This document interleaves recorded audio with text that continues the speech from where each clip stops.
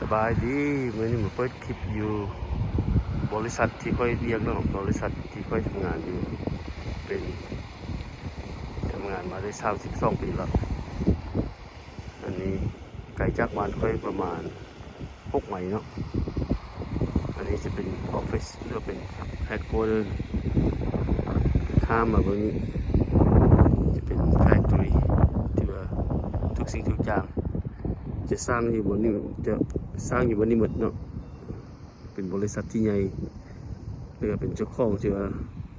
กำเนิดเกิดเก่าอยู่ที่เมืองดิมอยรัฐไอโอวานี่เนาะ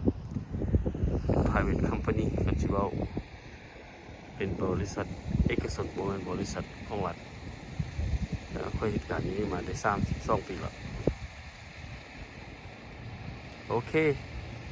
มื้อนี้ก็ขี่รถทิพย์กงใหญ่มาเนาะมื้อนี้เดือน12วันที่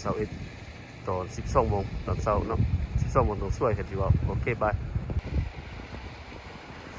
สบายดีมื้อนี้มาเปิดคลิปอยู่บริษัทที่ค่อยเรียกเนาะบริษัทที่ค่อยทำงานอยู่เป็นทำงานมาได้32 ปีแล้วอันนี้ไกลจากบ้านค่อยประมาณ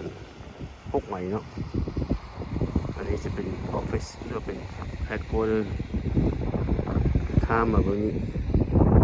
จะเป็นแฟคทอรี่ที่ว่าทุกสิ่งทุกอย่างจะสร้างอยู่บนนี้จะสร้างอยู่บนนี้หมดเนาะเป็นบริษัทที่ใหญ่หรือเป็นเจ้าของที่ว่ากำเนิดเกิดเก่าอยู่ที่เมืองดิมอยรัฐไอโอวานี่เนาะเป็น private company กันที่ว่า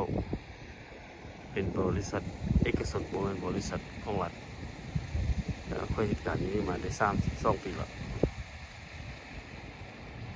โอเคมื้อนี้ก็ขี่รถทิพย์กงใหญ่มาเนาะมื้อนี้เดือน12วันที่21ตอน12 โมงตอนเช้าเนาะ12 โมงตรงสวยกันที่ว่าโอเคบาย